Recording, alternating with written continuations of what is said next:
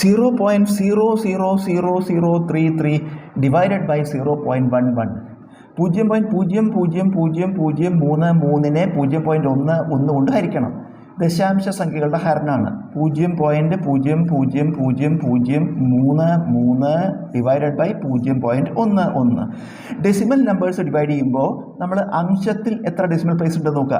ന്യൂമറേറ്ററിൽ 1 2 3 4 5 6 ന്യൂമറേറ്ററിൽ 6 decimal place ഉണ്ട്. ഡിനോമിനേറ്ററിലോ ഡെസിമൽ ആയിട്ട് 1 2 പ്ലേസ് ആണത്. അപ്പോൾ ന്യൂമറേറ്ററിലോ ഡിനോമിനേറ്ററിലോ എവിടെ ഡെസിമൽ പ്ലേസ് കൂടുതൽ, ദശാംശ സംഖ്യകൾ എവിടെ കൂടുതൽ, ദശാംശ സ്ഥാനം എവിടെ കൂടുതൽ, അംശത്തിലാണ് ദശാംശ സ്ഥാനം കൂടുതൽ. അപ്പോൾ എവിടെയാണോ ദശാംശ സ്ഥാനം കൂടുതൽ അവിടെ നമ്മൾ ദശാംശം ഒഴിവാക്കണം. ഇവിടെ അംശത്തിലെ ദശാംശ സ്ഥാനം കൂടുതൽ അവിടെ ദശാംശമായിട്ട് കളയണം. എത്ര സ്ഥാനമുണ്ട്? 6 സ്ഥാനമുണ്ട്. അപ്പോൾ ഈ ഡെസിമലിനെ നമ്മൾ 6 പ്ലേസ് റൈറ്റിലേക്ക് മാറ്റുക. ഈ ദശാംശത്തിനെ 6 സ്ഥാനം വലത്തോട്ട് 1 2 3 4 5 6.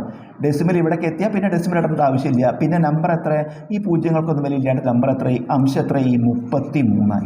അപ്പോൾ നമ്മൾ അംശത്തിൽ 6 പ്ലേസ് റൈറ്റിലേക്ക് നീക്കി, അംശത്തിൽ 6 സ്ഥാനം വലത്തോട്ട് നീക്കി. അപ്പോൾ നമ്മൾ ഛേദത്തിലും അതേപോലെ ചെയ്യണം, 6 സ്ഥാനം വലത്തോട്ട് നീക്കണം. പക്ഷേ ഛേദത്തിൽ 2 സ്ഥാനമേ ഉള്ളൂ.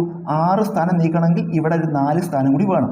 അപ്പോൾ നമ്മൾ അവിടെ 4 0 ചേർക്കുക. 4 0. അപ്പോൾ ഇവിടെ എന്താ ഉള്ളത്? 11 ഉണ്ട്. പിന്നെ ഒരു 4 0 ചേർത്തു.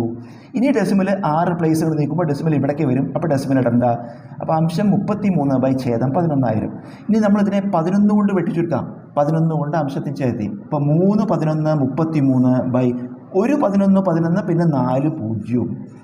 നമുക്ക് 3നെ 10,000 കൊണ്ട് ഹരിക്കണം. 3നെ 10 കൊണ്ടാണ് ഹരിക്കണം വെച്ചാൽ നമ്മൾ എന്താ ചെയ്യുക? ഒരു ദശാംശ സ്ഥാനം ഇടത്തോട്ട് നീക്കും.